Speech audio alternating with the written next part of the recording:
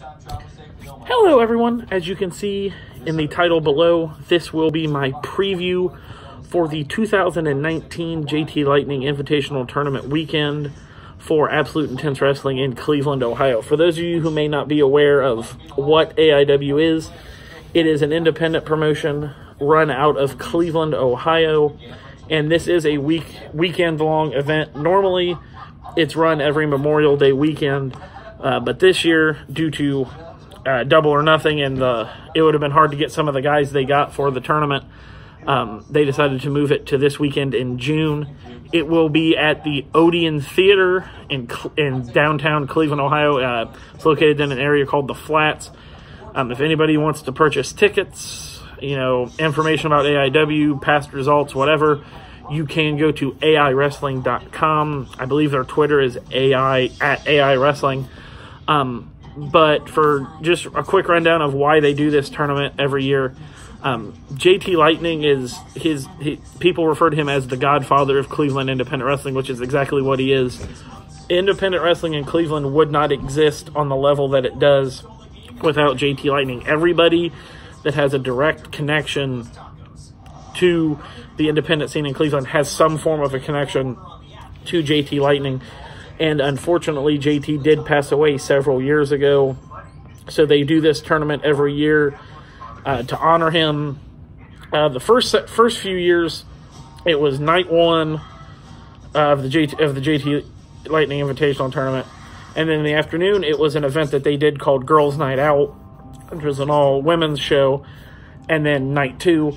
And then for my first 2 years attending were in 2016 and 17. It was night one of the JLIT tournament, then the Back to the Future Cup, which was a way for them to get some of their younger guys and some of their students on a show. They actually debuted, those first 2 years, they debuted several students each year in a scramble match, which is a good way to get them in front of the crowd. And then JLIT night two.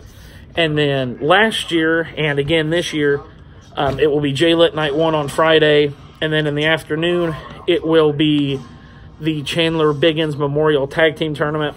Again, if you don't know who Chandler Biggins was, he was just a wonderful guy. He was one of the co-owners of AIW with John Thorne. Sadly, he got very, very sick very quickly back in 2017. And we're actually fairly close to the 2-year anniversary of when Chandler sadly passed away. Anybody you wanted to talk to about Chandler, you would not hear a bad word or a story about Chandler. But like when he passed, any person that had come through AI, like Kevin Owens, Chris Hero, Jimmy Jacobs, it's just the list was so long. Kurt Hawkins, so many people sent well wishes to Chandler's family. And actually, Kevin Owens even did an interview on WWE television about Chandler. So that shows you how much he meant to people. And always treated me wonderful. He knew I was a big DVD guy, so he would always have... Because I live 2 hours away from Cleveland, so it's... Especially during the wintertime, it's hard for me to get up to Cleveland just because the roads could be bad, and the weather's such a sketchy situation here in Ohio, if you don't know. But he'd always have whenever I could come, he'd have the newest stack of AIW DVDs for me because I'm a physical media guy. But so yeah, like Saturday afternoon is the Chandler Biggins Memorial Tag Team Tournament, and then night two will be the semifinals and finals of the JT Lightning Tournament. Also sprinkled in some matches here and there, like with different. I know Filthy Tom Lawler is going to be defending the AIW Absolute Championship, I believe I'm pretty sure night two, because night one is, it's 12 matches, because there's 24 guys on the tournament. So they generally don't have anything else night one. But, like, the amount of talent that has gone through the JT Lightning tournament, I'd have to go back and look at the actual NXT roster, but I would say minimum 50% and probably upwards of 75 or 80% have either been in the JT Lightning tournament, participated in something on JLIT weekend, whether it be Girls Night Out or a match on night two. like this, and in this video, as of 12/31 on June 8th, they haven't released the bracket. They've released all the matches, but they haven't released the bracket yet. So in this video, I'm only going to run down like who's in the tournaments and matches. I won't offer any predictions until the brackets come out, because that normally determines how I go with stuff. I am proud to say I was the 2017 JLIT bracket champion, and I'm hoping to regain my crown this year after a just disastrous showing last year. It was bad. But I'm going to start with the Chandler Biggins Memorial Tag Team Tournament, which will take place Saturday afternoon. Last year, all the teams had a direct connection to Chandler Biggins, whether he loved watching them or they were students of AIW. This year is along the similar lines, with one big exception. But all right, the first match will be the production with Eddie Only and Derek Director, two young guys really starting to break out, with a guy who's in the JT Lightning tournament, Danhausen. They've kind of stepped out of the shadow of the previous form of the production, and they're really making it their own now. They will be taking on the team of Eric Ryan and Bobby Beverly, the young studs who, Eric's done pretty much everything you can do in AIW. He's been a heavyweight champion. He's been a tag team champion. He's won the JT Lightning tournament before. He's primarily concentrated on tag wrestling for the last couple years since Bobby's come back to AIW. But that should be a really good, because both teams hard-hitting, and it'll be fast-paced, excellent. What can I say about these next two tag teams? It's going to be the Philly and Marino Experience against, and you have to see these guys to believe them, Weird Body Evan Adams and Worldwide Alex Keller, Weird World. Like, go on YouTube right now and type in Weird World Professional Wrestling. You will not be disappointed. But all four of these guys had a direct connection to Biggins. Weird Body was especially close with Biggins. Weird World actually won the Chandler Biggins Memorial Tag Team Tournament last year and cashed in that to win the AIW Tag Team titles at Hell on Earth back in November from Magnum CK and Frankie Flynn. The Philly and Marino Experience have been on the rise the last couple years. They originally trained somewhere else and then came to the AIW school, and ever since then they've just blossomed into, in my opinion, because I know both of the guys and they're friends of mine, they're probably one of the better young tag teams in all of independent wrestling. They've been in a rivalry with the current tag team champions, to Infinity and Beyond, who we'll get to in a minute, for the last several months. And then, like I said, whoever wins this gets an AIW Tag Team Championship opportunity at their choosing. I want to pick Philly Marino because I think they'll use it to cash in at Absolution. But again, until I see the brackets, I can't really make a say one way or the other. The next match is, which in my opinion is one of the most criminally underrated tag teams, not just in the Midwest, but in all of professional wrestling. T-Money and Nasty Russ, they've recently changed their name from the Jollyville Fuckets to the Boys from Jollyville. They got to be able to get more. They'll be able to get more places with that name. Taking on Maserati West Barkley, the leader of Barkley Nation, and the current AIW Intense Champion Joshua Bishop, the Rip City Shooters. Josh is going to be a busy young man because he's also in the JT Lightning Invitational Tournament. This is going to be a real big test for Rip City. They're a great young tag team. It's going to be a nice test for them. And then, as I said earlier, the current AIW Tag Team Champions, Colin Delaney and Cheech, to Infinity and Beyond, who are in the tournament solely to stop another team from getting a Tag Team Championship opportunity, will be taking on Kenny and Mikey from the Spirit Squad. Yes, the Spirit Squad finally debuts in AIW. If they don't have their WWE theme music, I'm going to be very, very upset. Maybe we'll get a Nikki appearance. Doubtful, but I'm hoping so. But yeah, those are the first round matches for the Chandler Biggins Memorial Tag Team Tournament. And like I said, they'll be there'll probably be there'll be a student match, like guys who are debuting or have recently debuted from the AIW Academy. Also, if you're looking to be a professional wrestler and you're somewhere in the vicinity of Cleveland, check out the AIW Wrestling Academy.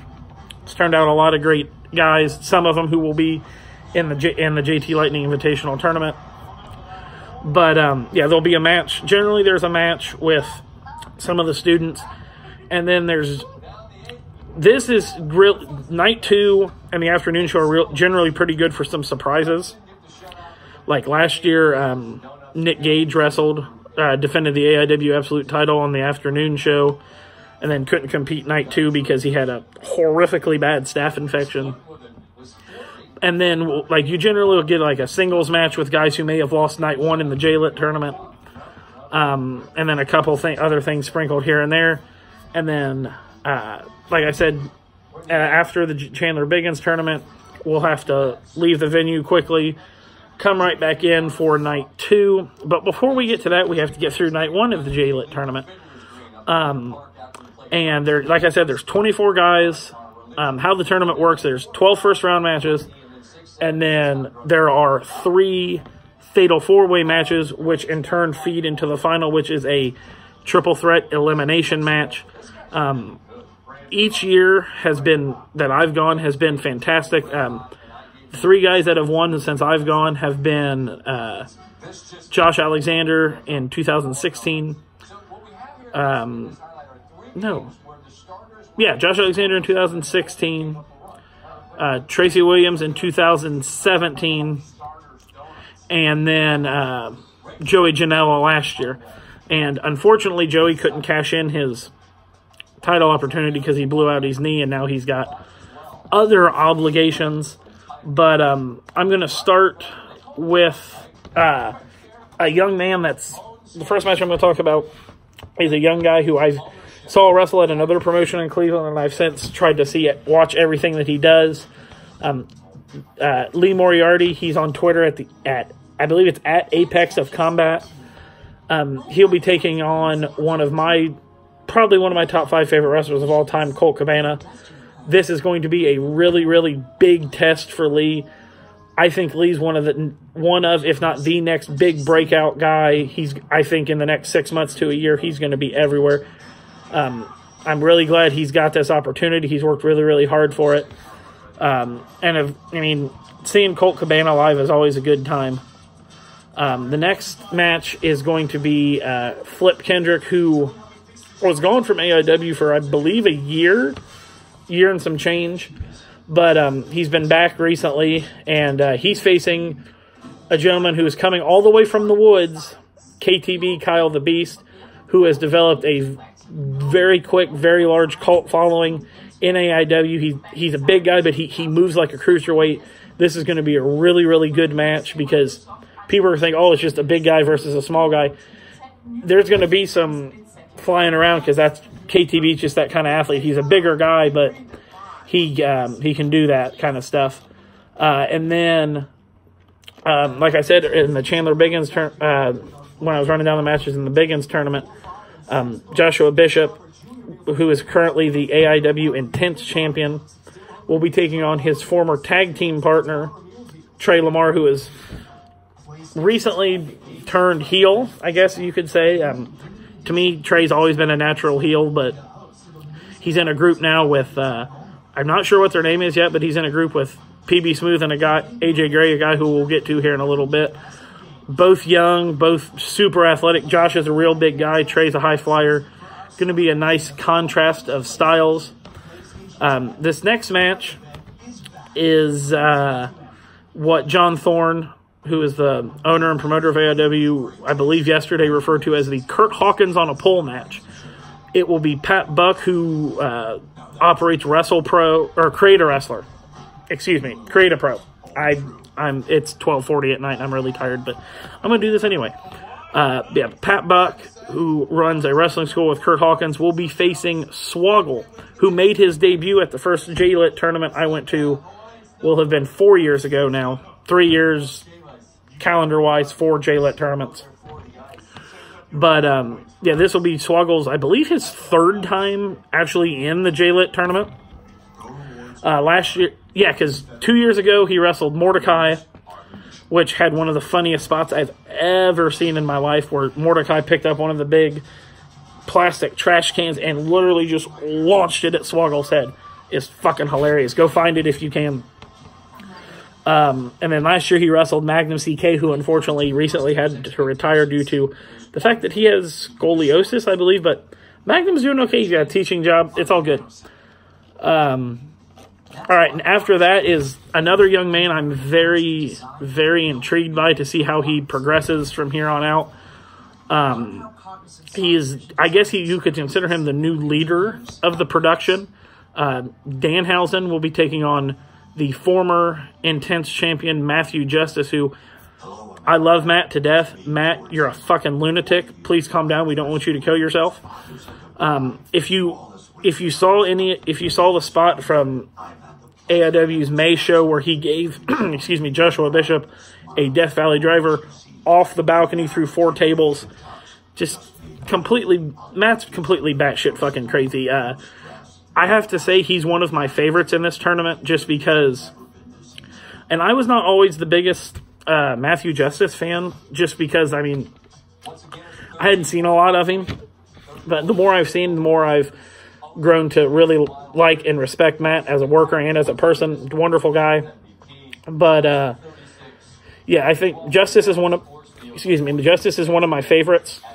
As I go through here, to me there's 5 guys I think have it's just speaking in normal wrestling fan logic, 5 guys that I believe have a legitimate chance at winning the JT Lightning tournament. Matt Justice is one of those 5. Next is my buddy Reese's number 1 favorite wrestler, Tim Donst, will be taking on the debuting Marco Stunt. I really wanted Marco Stunt to wrestle Nick Gage because just the contrast of that seemed really, really funny to me. But this should be really, really good. Marco is one of those guys that I think could get, because there's always generally one guy that gets to the final that nobody expects to get to the final. Luckily, I hit on that in 2017, not so much last year. But Marco's that guy that I think could surprise a lot of people and potentially get to the final. And then after that is the aforementioned AJ Gray will be taking on the former AIW Absolute Champion, the current Game Changer Wrestling Heavyweight Champion, Nick Gage. I hurt already before this match happens. This is going to be rough. This is going to be brutal. They're going to beat the ever-living shit out of each other. I cannot wait. It's going to be fantastic. Next will be another guy that I think is getting ready to break out pretty big on the independent scene. Zach Thomas will be taking on the 2019 AIW Gauntlet for the Gold winner, Eddie Kingston. Eddie's another guy, one of my favorites that I think could. My friend Leonard, who's been on some of my videos, came up with a very interesting scenario. Because if you win Gauntlet for the Gold, you get a title shot at Absolution. And then if you win JLIT, you get a title shot at any point that you choose. His philosophy and his thought was Eddie should lose at Absolution, immediately cash in his JLIT shot, and win. That'd be pretty sweet to see. Yeah, I mean, I can't say enough wonderful things about how good Eddie Kingston is. To me, it's a crying fucking shame that Eddie Kingston has never gotten national television exposure. Because for my money, if I had to put him against anybody in the world, he is the best promo guy in professional wrestling right now, period, end of story. There's nobody even close. Because what Eddie says, and he said this before, he said, there's no promos with me. He said, it's my personal thoughts, like how I feel. There's no promo here. It's just how I feel in general. And that's always the best, interview to me, as a guy who just goes out and just talks. Doesn't have to think of anything. Eddie just goes. But yeah, he's another one of my favorites. Oh God. He's a friend of mine, and he's one of my favorite characters in professional wrestling. But I'm afraid we're about to see the public murder of Dr. Daniel C. Rockingham. He will be facing Another guy that's one of my favorites. A guy that's all I knew as soon as I saw him. This guy's going to be a fucking superstar. He could fit in any era, any territory, anywhere. Mance Warner, who had a hellacious match against Tom Lawler at the May AIW event. But yeah, Mance is another one of the guys I think has a really, really strong chance at winning. And but if you know anything about Mance Warner, if you don't know anything about him, wait till this video's over, and then go YouTube Mance Warner. You will not be let down. He's a riot. His promos are hysterical. He comes out he has the greatest theme song in the history of professional wrestling. Simple Man. His entrance literally takes probably as long as The Undertaker's at an average WrestleMania, but everybody loves it. Yeah, I'm really excited to see this. I think Dan is capable of outsmarting Mance, but I think Mance is just going to beat the ever-living shit. Dan, I love you. But yeah, I think this is one of the 2 matches in the first round where I can definitively say, without even seeing the bracket, yeah, that's who I think is going to win. I think Mance is going to the finals.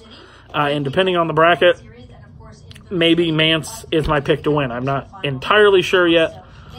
Oh, what are we doing here? Oh, we only have 3 more matches left. Okay. Every year AIW tries to get, I don't want to say weird guys because that's not the right word, but like guys you wouldn't necessarily think of for a tournament like this. The first one is going to be the Bone Collector Dominic Garrini against a guy who used to be tag team partners in Ring of Honor with Roderick Strong, Eric Stevens. I believe this might be, Eric has not been super active in professional wrestling, I believe since around 2010, 2011-ish. But yeah, so it's going to be Dominic Garrini against Eric Stevens. I don't know a whole lot about Eric because that was really before, that was the time where I had kind of stopped watching Ring of Honor and I didn't pick back up again until like 2013, late 2013, early 2014. But I'm very excited to see him in person. I've heard a lot of good things about him. Since he got announced for the tournament, I've been trying to watch some of his stuff so I can get familiar with him for the weekend. And then the guy who every promotion, I guess, has an ace, like a guy who he's the measuring stick in that promotion.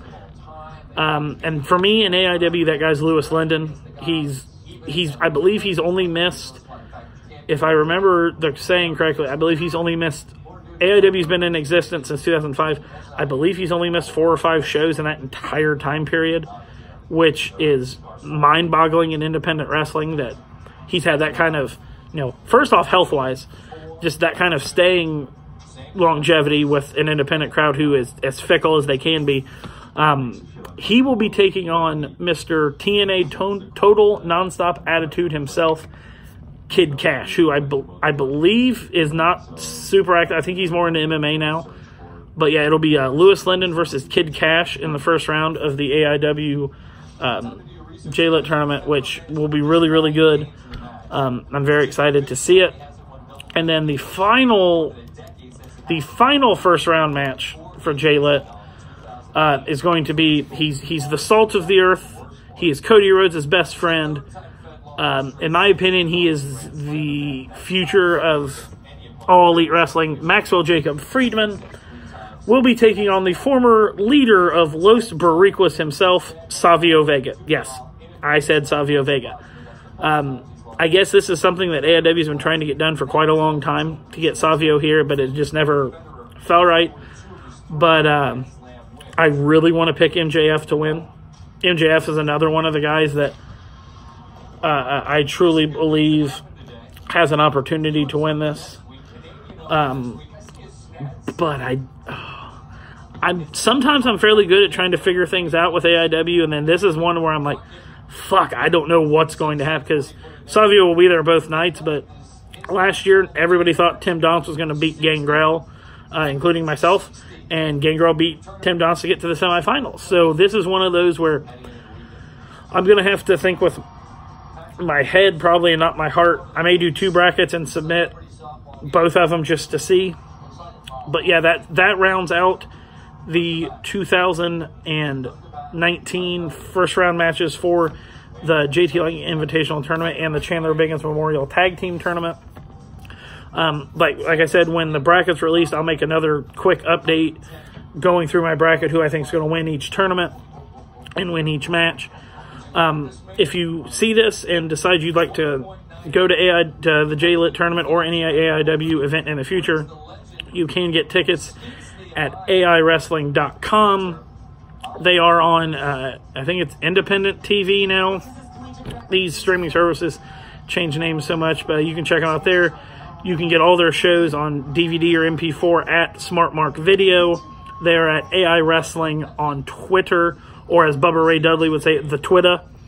So, yeah, I'm very excited. This is real close to WrestleMania week for me in terms of how excited I get, because it's 3 shows in 2 days. I have a lot of friends up in Cleveland that I always like to see when I go to these shows.